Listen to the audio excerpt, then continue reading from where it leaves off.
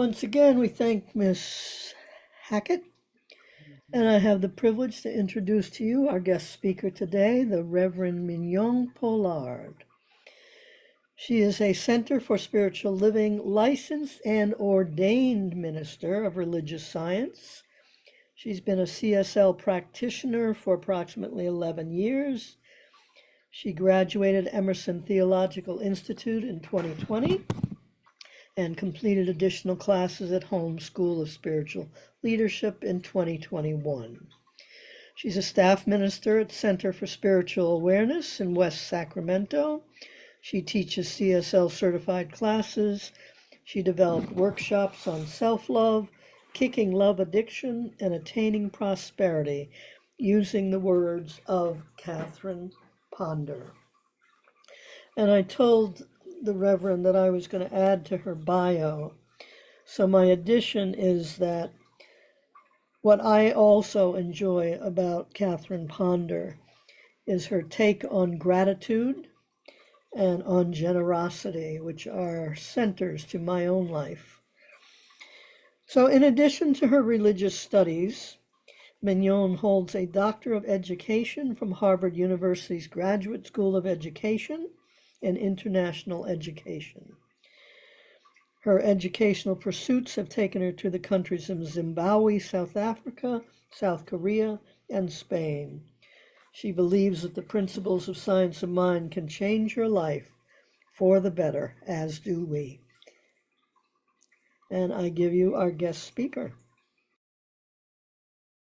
Thank you. Thank you so much, Practitioner Jan. That is such a beautiful introduction, and Robin, for the beautiful, beautiful music that you're providing live for us today. I'm so grateful to be here today to wrap up this month's meditations on love. Um, I know we've been through the rise of love. You've seen how love soars. The practitioners last week gave truth-telling, transparent, and heartwarming testimonies on navigating the turbulence of love. And this month I'm finishing up with love's descent. And I'm thinking of it as grounding ourselves in love. So in the short time that we have together, I want to explore some wisdom from the Buddhist tradition, the Thich Nhat Hanh, and some words of wisdom from other New Thought leaders. But I really want to stay focused on this idea of being grounded in love, because I know that when we are grounded in love, when we are rooted and grounded in love, then love rises in and as our lives. And that's when we can soar. That's when we can navigate those turbulence a lot easier. That's when life is flowing easier. So to be grounded in love it is to know that no matter where you find yourself, divine love surrounds you. That no matter what the event or the circumstance. And I believe strongly that there is an energy that underlies our very life force, and it's an energy for good. It's a force for good, and we call that force love. And I was looking into another unity minister, which is Stella Terrell Mann, and she describes love as law, and as the law of progressive good for all. It is the law of progressive good for all in all circumstances, all situations. Love is moving it towards the highest and the good for everyone involved. I think that's love in action. It is the energy that is seeking the good for all. Love is a law of pure goodness. It's creative and it moves only for good. It's the highest law. It is the absolute highest law. And if you see anyone using laws and it's not for the good of all, then they're not using it for the highest law that is available. Sometimes you're in a situation that might look devastating, like a natural disaster, and things just happen, a fire, earthquake, whatever it is, a flood. It feels like it's the worst possible thing that could happen to a person. But that's when that love light shines. That's when the givingness, our human givingness comes forward, and we bring love and light into that situation and into every situation that where darkness is, we can bring the light of love. We can bring the givingness. We can bring the goodness. We can bring the compassion into there. And Ernest Holmes reminds us that you must have that you must have a conviction. Ernest Holmes reminds us that you must have a conviction for knowing that God is love, and an equally firm conviction that when you apply the principles of love to any human problem, the very words you speak in your meditation or treatment or prayer will operate as love. Will neutralize or overcome everything that opposes it. God is love, and God has been deposited as love as the center of every being. Whether we know it or not, this love, this supreme love, is a perfect law. It is reality, and it's only through love that the presence and greatness we can find God in its fullness. So when I think about being rooted in love, when I think about this idea of being grounded in love, then that I I think about a couple of examples. Just this morning, just this morning, I was notified that a good friend had lost their parent. Um, Grief is a time when love shines brightly. When you lose a parent, when you lose a child, when you lose an aunt, in the midst of grief, there's this energy. I think it's an energy of love that's back behind you that helps you to complete the task, whether it's to complete those public services that you have to go through, whether it's looking through the photographs to prepare documents, whatever it is. I know that this love is surrounding you, this energy of divine love is surrounded you. And when you are grounded in love, it is the love that gives you the strength to carry on and to move through those circumstances. Love is holding you. Divine love is holding you when you are moving through those circumstances. You know, it's not just disaster or grief where love transforms situations. Love transforms situations in many different ways. A few weeks ago, I had a very frustrating situation with someone. The way they were acting and the way I was reacting. This is, we had a conversation. I thought the conversation was handled. Frustrated. I didn't know where to turn. So I turned to the meditation. You know, so every now and then, I've been in New Thought for a long time, but every now and then I'm one of those prove me now, God, prove it to me now. So I turned to the meditation, and I did the loving kindness meditation, which states, may I be happy, may I be well, may I be safe, may I be peaceful and at ease. And then I focused on that person that that I interpret as giving me grief. And I focused on that person. And I said that. And now I'll tell you, the emotions are really high because I took a day of reflection. Okay, some people might call it a sick day from work. Well, I call it a day of reflection. I took a day of reflection and non-interaction. Best possible move. Removed myself from the person and the environment. I focused on love. I focused on happiness. I focused on safety. I focused on peacefulness.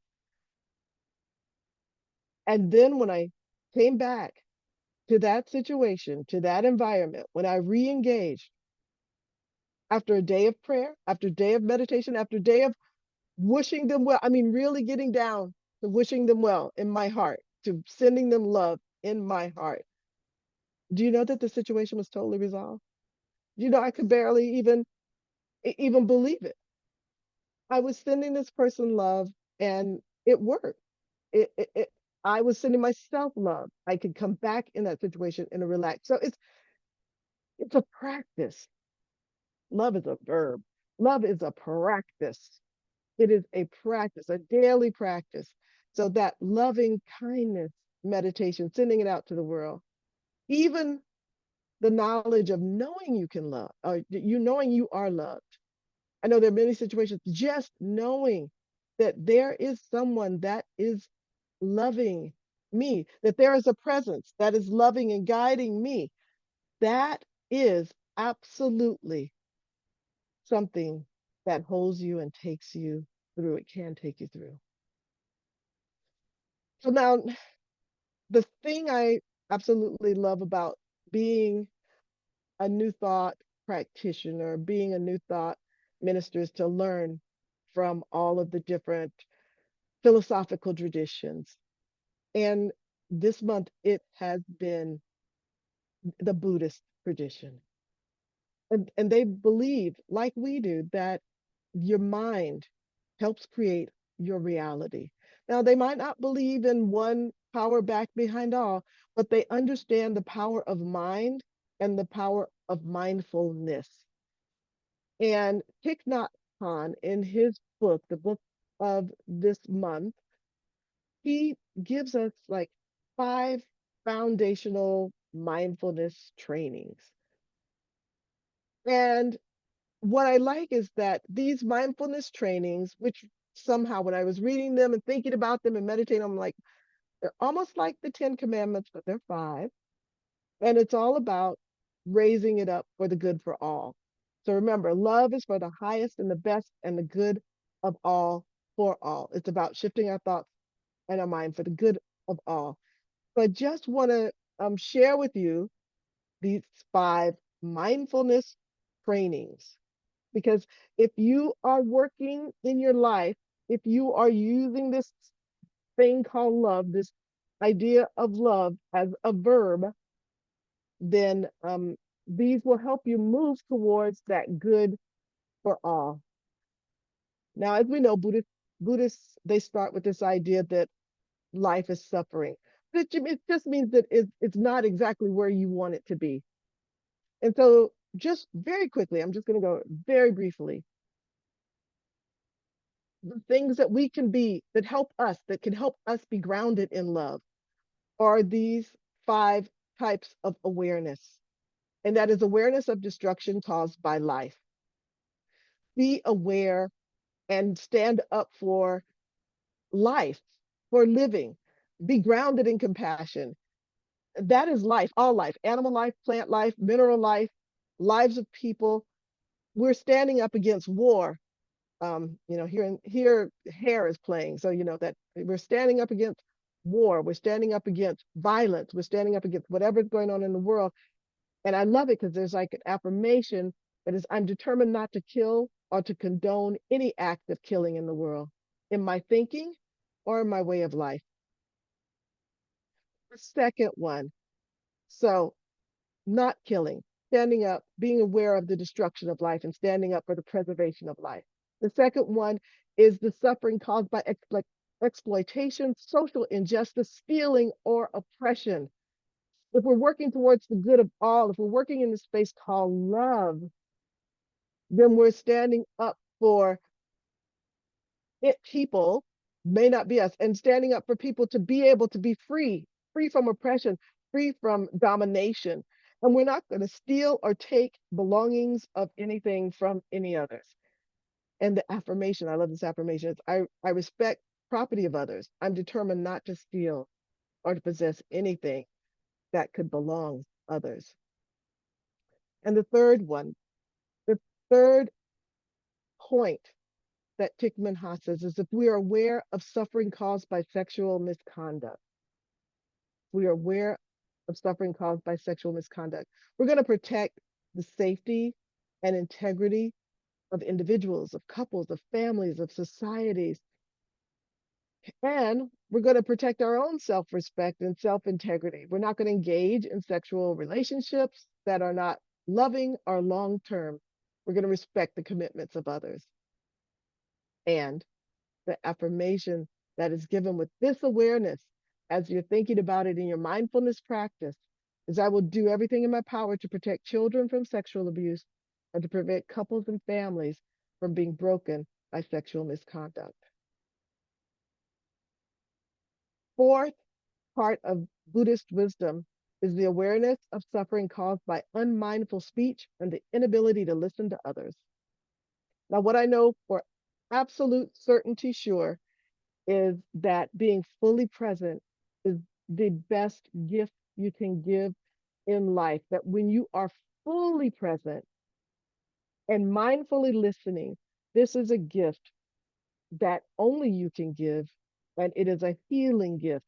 Sometimes a person just needs to be, you just need to hold them in the silence, hold them in the present. Um, at one point, I was friends with a Black Buddhist nun, and that was an interesting friendship because a lot of that friendship we just sat in silence. And if you all know me, I am talkity talkity yakety yakety, and we would just sit in silence, and it was quite. It wasn't uncomfortable. It was actually quite a good experience to deepen that. At least I definitely used to be that way. So mindful listening, deep listening, mindful speech. Be aware of what you're saying and listen deeply. And then the fifth type of suffering that we need to be aware of so that we can be grounded in love. This is our learning from the Buddhist wisdom is to be mindful of your consumption.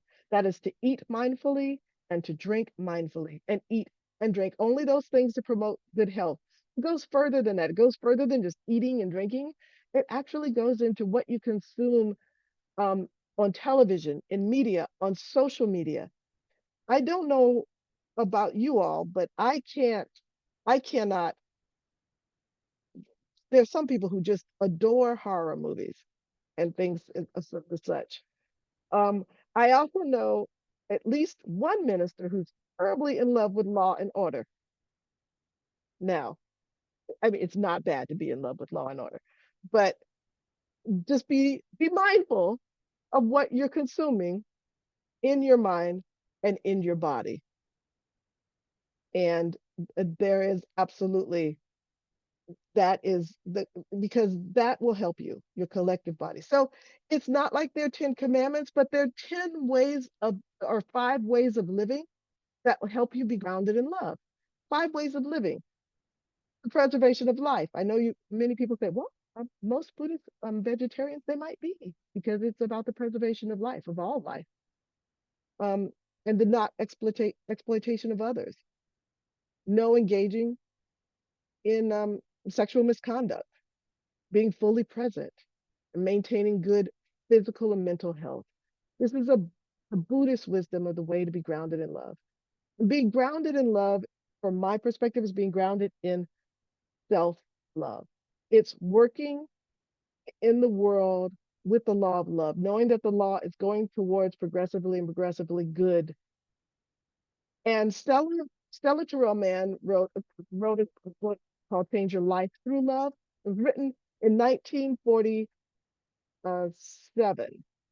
So it was a few years, 45, and it was a couple of years after World War One. And I think that New Thought ministers and folks were just wondering about this good. But her book, this book that came out then, Change Your Life in Love, with Change Your Life Through Love, was about love being the highest law.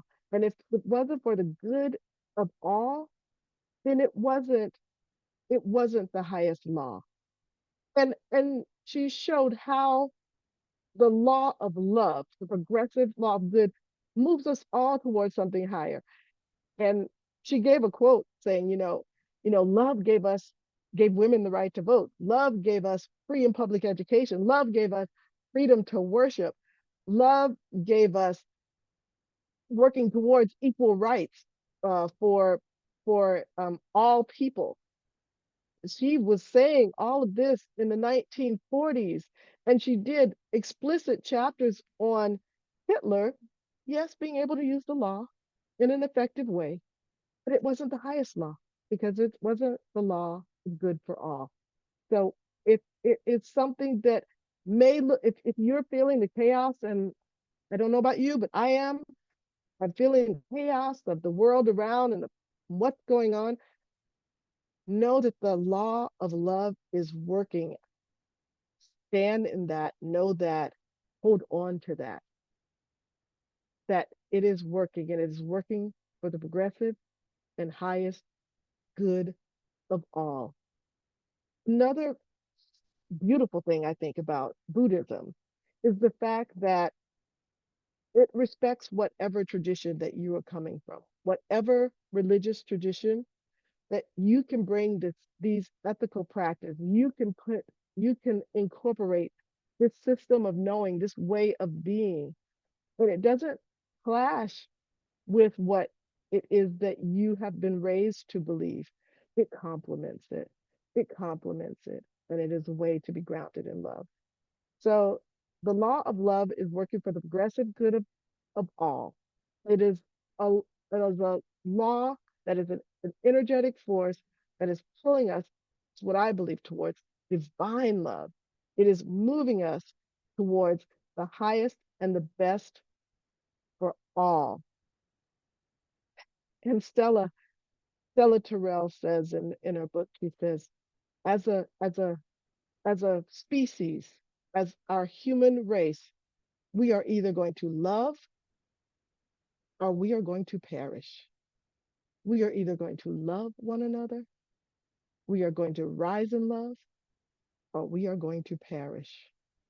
And so I know that we are strategically positioned as New Thought people to practice love, to bring love, to bring more love into the world, to help the love be rooted and grounded in this world.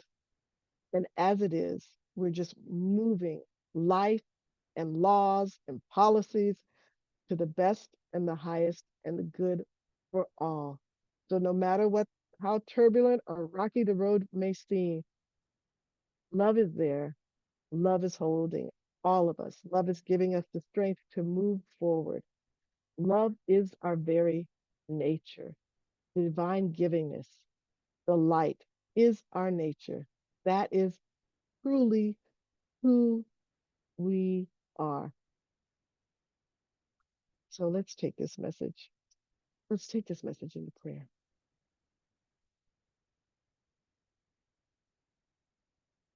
I'm just knowing, I am knowing that there is one good force that is back behind all, one energetic force that is the energy that is moving and circling and spiraling ever upward towards higher and higher aspects of love, of compassion, of joy. And I am the embodiment of that love, that compassion, that joy. I am that love in action. I am those hands and the feet of love. And each and every person here is love in action. Each and every person here has the mind of love because it is that one mind of love, that one mind of good. So I'm speaking my word right here and right now that as we gather, as we meditate, as we pray, as we live and walk in this life, that we raise the vibration of this earth to one of love, to one of goodness, to one of compassion, to one of joy. And I'm so grateful and thankful. I'm so grateful and thankful for this movement. I'm so grateful and thankful for this understanding. I'm so grateful and thankful for this idea of love, of being grounded in love, of living grounded in love. I'm grateful and thankful for that. Grateful and thankful for Source showing each step forward of what to do to raise this vibration of love in the world. And I'm releasing this word into the law, knowing that it is done. And together we say, so it is. So it is. So it's. Thank you.